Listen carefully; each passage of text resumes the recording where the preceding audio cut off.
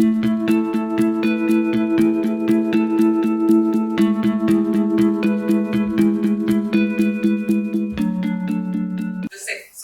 of our second edition of Britain Meets India Tracker. A lot of you here were with us at the virtual launch that we did last year. Your Excellency, you were here with us as well, and I'm so glad that this year we've been able to do it in person. I think there's a different charm to being in the same room, and especially if you can have a conversation with your choice of drink in hand. It's always nicer than being on a virtual screen. The tracker is very unique in terms of it's completely based on data. It's based on numbers, and no surprises there. We are accountants. That's our sweet spot. UK actually, both the firms have been very active along the corridor for over 30 years now, and UK actually started bringing out the tracker about 8 years ago. They're on their 8th edition. We are on the 2nd. We started it last year. And the idea was to sort of comprehensively look at data around companies investing in the UK and UK companies investing in India. So I think with the Britain Meets India tracker, we've sort of come a full circle in terms of looking at that entire ecosystem. What's been very sort of gratifying is the fact that a lot of people have now started relying on our report, because it is a labor of love. It's not easy to come by data in India. I mean, our teams who sort of work on it, some of them are sitting here, actually have to sift through the entire data on the portal of MCA, Ministry of Corporate Affairs. And actually, so you pull down data, you go through it, you sift out all the relevant bits. So it is a labor of love, as I call it. I think, the fact we've also had people writing into us saying, why have we not been covered in your report? And wanting to send us their financials. So there's an aspirational value also that's getting added to this report. So, we're very happy that this is the 2nd edition and you're all here to witness the release. The evening is meant to be light. As you can tell from the seating, we want to sort of get done with the ceremonial piece quickly so that everybody gets a chance to meet and talk. Everybody in the room here has a UK Connect. So this is not just a gathering of clients, it's a gathering of people with interest in the UK. What I'll also do now is quickly sort of give you the highlights of the report. You're all going to get a copy at the end of this session, so I'm not going to bore you with too many details, but just give you a sense of what the report, it just helps you understand the report a lot better. So our research made us narrow down around 618 companies which have their origins or imported out of the UK. This number has gone up since last year. Last year we had 572 companies, and I would imagine some of it I put down to home compliance. Because of COVID, a lot of companies hadn't filed their returns. People have become home compliant now. So 680 the relevant set of companies we identified. Then we produced what we call a growth tracker, which actually lists the 20 largest, fastest growing companies. 58 of the companies in this subset actually fell into that. We also look at companies in terms of who's the highest revenue generator, who's the highest employer, and who's the fastest growing. We look at all these 3 parameters as well. And then, of course, there's the additional color that we add to the report in terms of the dispersion of these companies. Geographically, where are they located in India?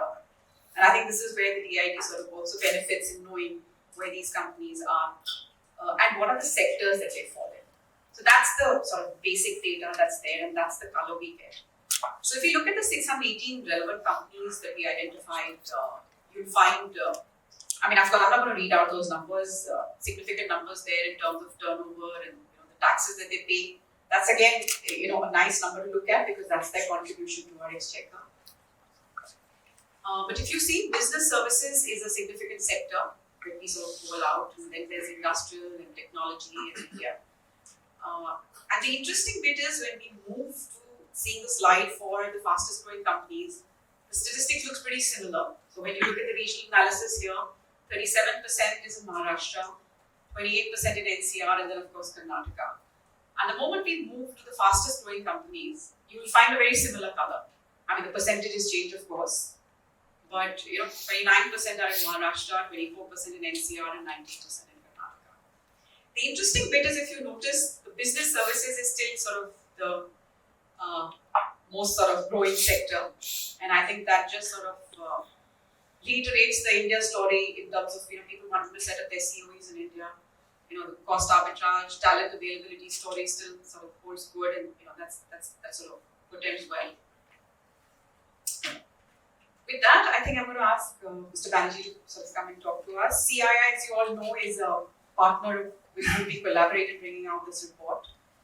It's a long sort of association that we've had with CII and an association we value.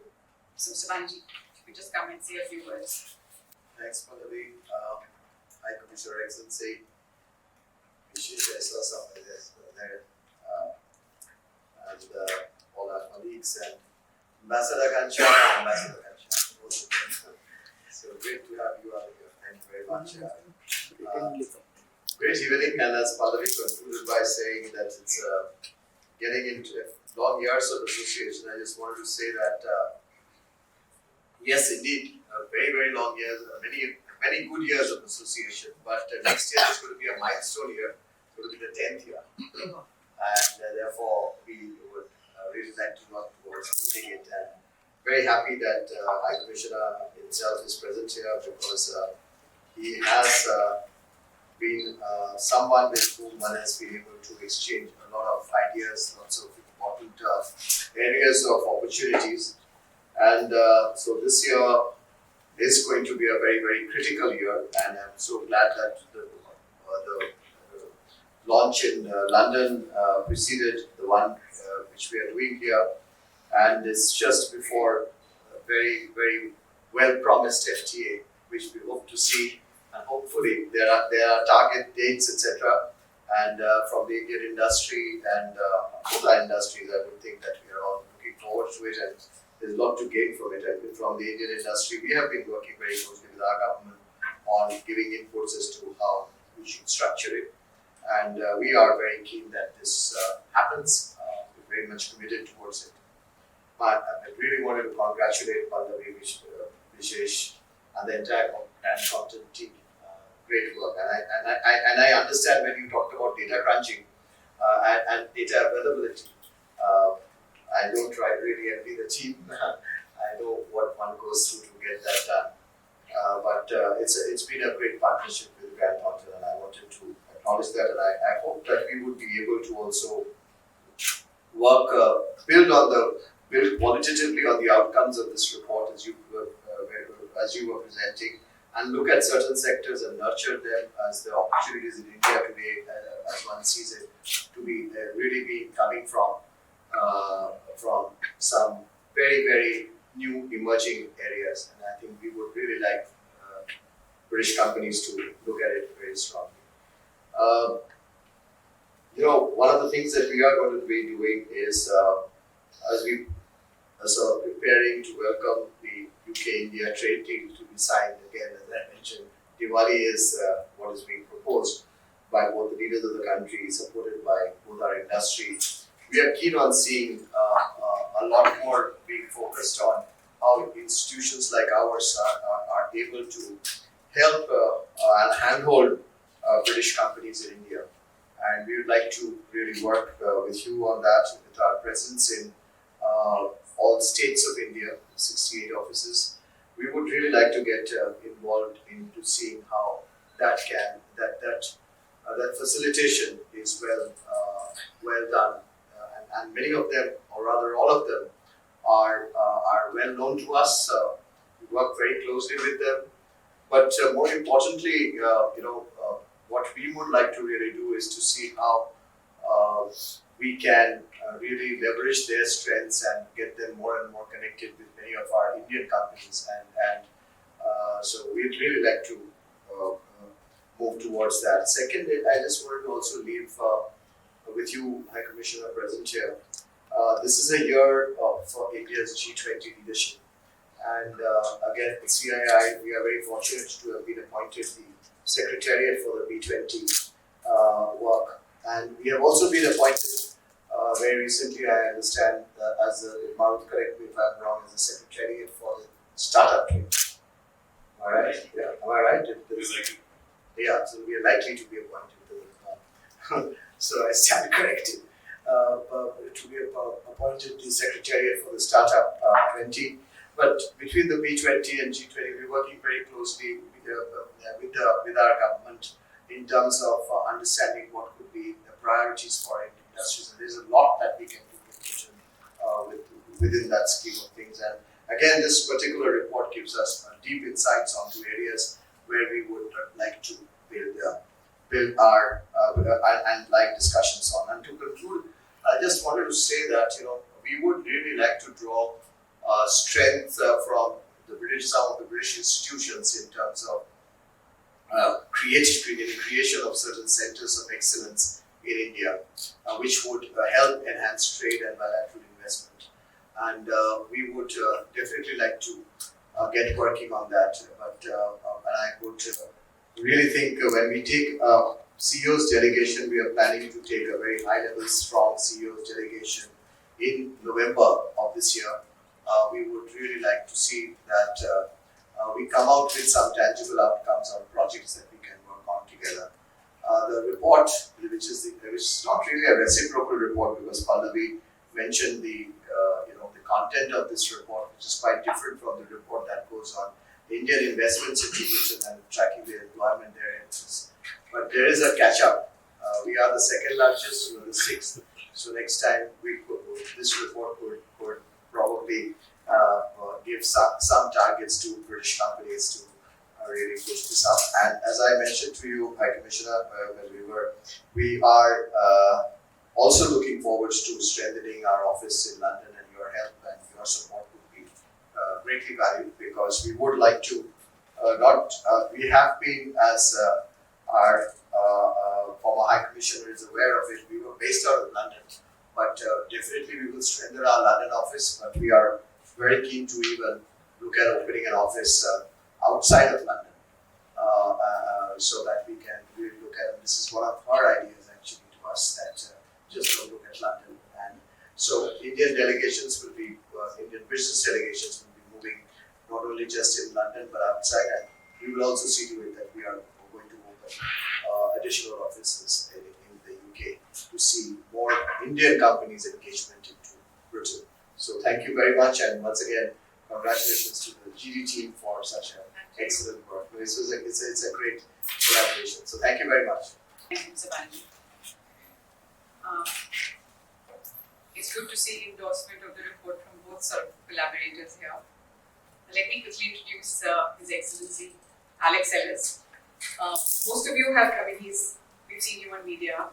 Everybody knows you, but I'm going to share a little bit about him today.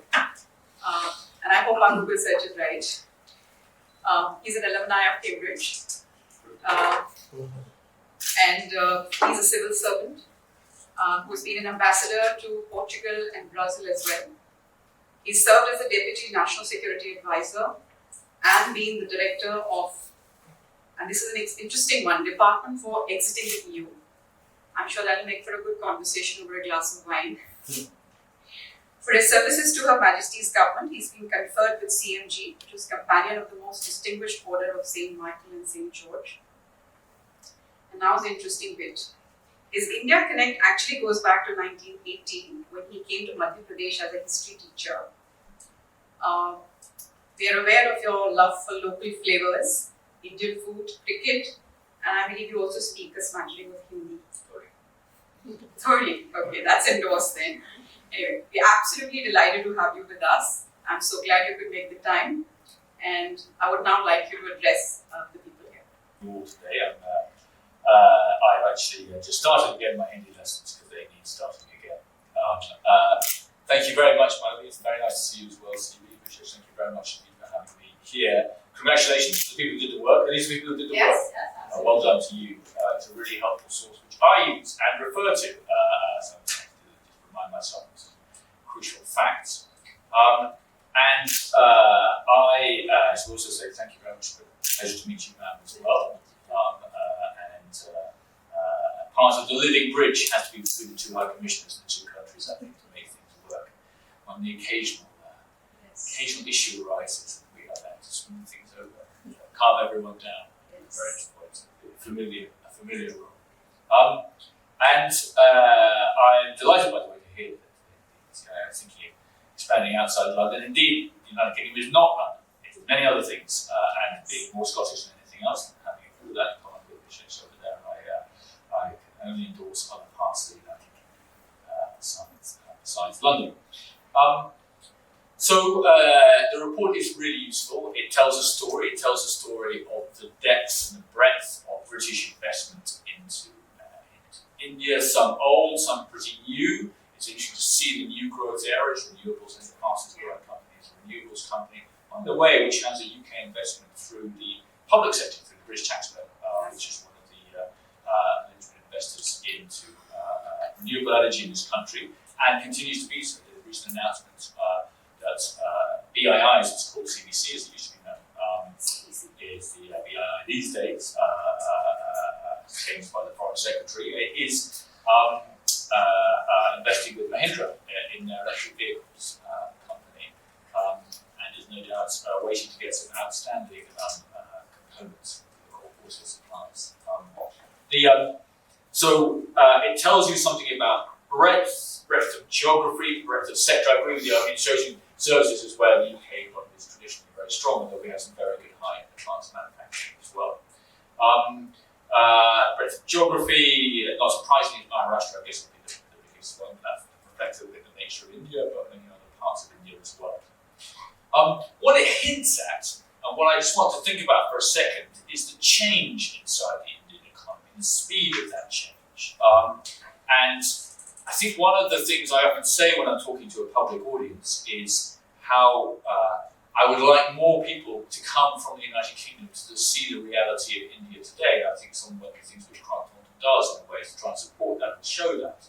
And it's incredibly important. I think sometimes India gets represented in the UK in these slightly outdated ways, dare I say it. It's all a bit exotic or strange. And it can be true, it's quite exotic if you come from the UK. But nevertheless, the reality of India today is changing very fast. It's one of the things I'm sure CB and others see every day.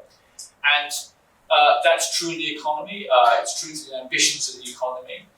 Sometimes I'll point out that this is currently Indian government is government supported by the government, which first of all settled with Cairn Energy, and another large investor in India, but that was a thing which took over 10 years to achieve, to get settled with Cairn Energy.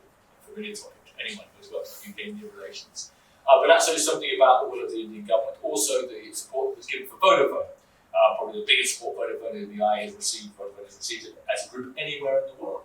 And that tells you something about the determination of the Indian government to support businesses and to settle disputes as well. That's a very important signal. But so too, the extraordinary speed of change of technology and the use of the adoption of technology in India and its application to all aspects of life. Not the citizens of the state that we bring in, very interesting one, actually, the way that has changed the relationship with citizens of the state, but in business in particular. And I wish I could bring just 1,000 people from the United Kingdom just to go to a place like Hyderabad and see what is going on there, and see the changes which are going on there. And I think that one of my tasks is to sort of help the UK to think about that reality and to work with Grant Thornton and others to achieve something bigger. Because I think for various reasons, partly because of not just trade and investment, but the way the world is changing, the geopolitics of the world, I think the UK and India have a particularly good opportunity to get closer together. And one of the ways we're going to do that is by agreeing a free trade agreement. India is coming back to free trade agreements, having been sort of out of them for about a decade. The UK, of course, now outside the EU, has the opportunity to create its own free trade agreements, just as able to change its immigration policy. One of the things which is less realised, I think, about the UK is the significance of the change of immigration policy over the last 6 years. To the relative benefit of Indian nationals, I would say, we now receive 44% of all skilled work visas the UK issues go to Indian nationals. I hope that this year India will overtake China as the #1 source of overseas students to the UK. And that's a huge change as a result of some changes in UK government policy, I should say, as well as an extraordinary investment which people in India are prepared to put into education to transform their lives. There are many, I don't know how many gods there are in India, but the god of education has to be somewhere in every household. So the FTA is part of that, and I think that you need to create government-to-government bases on which you can then allow all the great companies which are in this room and elsewhere working with Grant Thornton, CII and others, to be able to do their business. I hope it will make life easier for people in terms of selling, in terms of investment, in terms of moving between the two countries. But there are 1,001 reasons why you shouldn't do a deal, and there'll be 1,000,001 voices saying that you shouldn't. But it is up to us, Steve, I think, may I ask you, that we try to encourage, look to the future, look to the possibilities which exist if you create an FTA. We've already actually had some significant developments in both countries as a result of the Enhanced Trade Partnership, which is a sort of harbinger of the FTA, which was signed at the time of the two prime ministers in May of last year. So, I guess my main plug is to say support the FTA. It's actually going to make our lives better, and there'll be 1,001 voices saying, "No, it's a bit difficult." But also, I think the FTA will help to create that better understanding by the UK about what the India of today is, but also the India of tomorrow, and the speed of that change. It's very interesting to see the dynamic between the speed of change of India's economic development and sometimes of India's policy making. Look at what's happened about the data bill. And there you see, a retracted withdrawal of the data bill. I suspect partly because Indian companies themselves are saying we want to get into the future. The future is going to be a reasonably secure but open flow of data between important countries, of which the UK will be one. So I really hope that we can work together to try and push the FTA. The FTA in the end is of course only a way, a means perhaps, to achieving an end, and that is to significantly increase trade between the two countries.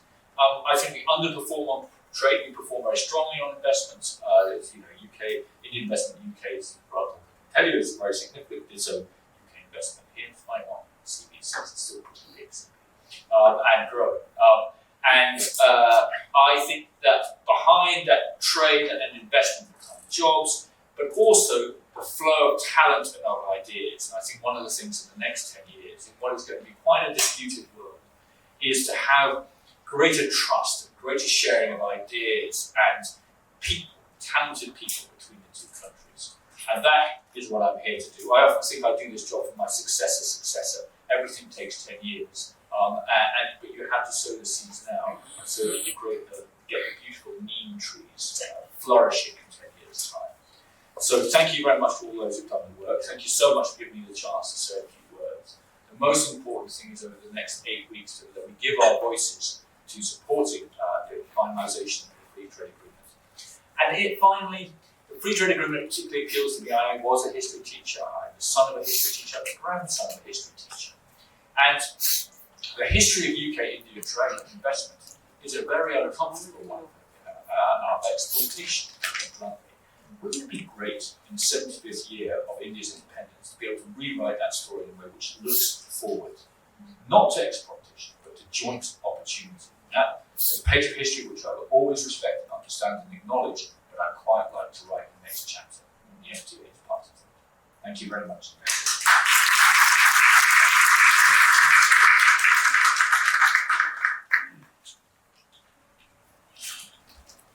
Extremely well spoken.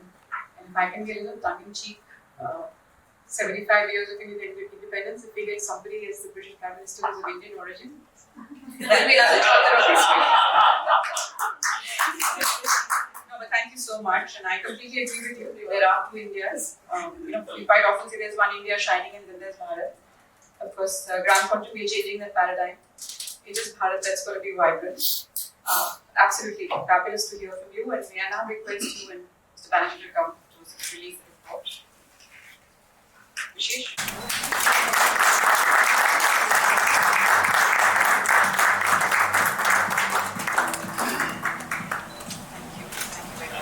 Thank you very much indeed. B. Maroon, High Commissioners, Mr. Ghanshyam, so many friends who are here, without which this would not be possible. I would also like to thank the entire team at GT, without which this event would be here and nobody would be here. But in all, the people who really make it possible are the entrepreneurs who make use of that investment opportunity. And of course, we're going to only look forward. So Alex, as you said, the next 75 years ought to be, in some ways similar to the last 75, but hopefully capturing more of that opportunity as India transforms to that 14 trillion economy that CII aspires to, not just 30 trillion that we hear from the government. But before I sign off, I'd like to hear, we saw the report, business services is such an important sector. Business services, you saw in both those emerging companies as well as the big companies, the UK companies that invest in India is such an important sector. And we at Grant Thornton form a part of business services. We have our Grant Thornton UK senior leadership team member, Fiona Owen, dressed in Indian clothes like myself. Here, we can't sign off and break for wine and beer on the other side without hearing from Fiona about her experience of India, her experience of starting to invest into India, and what has that been with. So, Fiona, if I may invite you up here. Thank you. Thank you, Chair. Good evening, everybody. I will literally take a minute or two of your time. So I'm Fiona Baldwin. I'm the head of audit for the UK firm. I've been for about 3 years. And as Michelle said, I'm on the board of directors of the senior leadership team of the UK firm. We've been working in partnership with GT India for pretty intensely for sort of 2 or 3 years. And it's been working really well. But this is our first time here to visit the team that we are blending together between the UK and India. And what you said, High Commissioner, resonated so much. It's fundamentally different when you see it, when you feel it, when you talk to the team members. And very much like you said, we're going to go back and get as many people over as possible to meet the team over here, to talk to them, to bond and build relationships. One of the things that has become really clear to me, particularly over the last few months, is we can all do transactional relationships on Zoom or on Teams, but it's transactional. Coming here, we've built relationships, we've built friendships, and we've built a common passion to expand and grow for the benefit of everybody, both in India and also in the UK. And it's a really exciting future that we've got together. Making the most of all of the opportunities you have here, and bringing some of our knowledge to help where we can.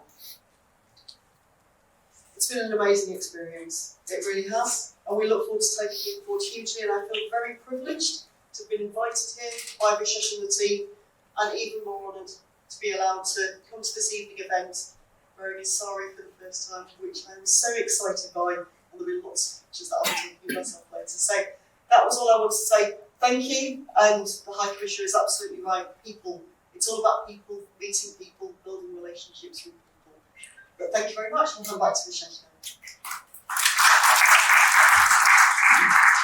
Thank you very much, Fiona. As Fiona said, this is just the beginning, and this started during the pandemic. This current partnership, we've had a very old relationship with Grant Thornton UK, a relationship that goes back 50 years, when we became a part of Grant Thornton as the India firm, which itself goes back 90 years. But the UK-India partnership, the way it's flourished post-pandemic, leveraging Indian talent, leveraging Indian technology, leveraging this new theme of geography is history, as Mr. Kotak, one of our clients, taught us, it's just fantastic. I have to also recognize so many entrepreneurs who are here. Manjeet Rajain, on how he's made use of the reverse investment opportunity. CB, we also produced that report, as you said. The way Manjeet listed on the UK Stock Exchange 15 years ago and grew his business from a small size, a guarding company, security guarding company, facilities management company, just remarkable. Nina Gupta, Interglobe, just there again, a great story of an Indian business that's leveraged not just in the airline space, but the business she looks after hospitality. We're building hotels in Europe with some of the leading brands overseas. I can't recognize everybody here because I don't know everybody, but I look forward to seeing you on the other side. Well, thank you very much. It's our privilege to host you, Sir Alex, in our office at CB for making the effort to be here. I know Aerocity is within Delhi, but still on the outskirts. It does take an effort to make your way here from Dutch Delhi.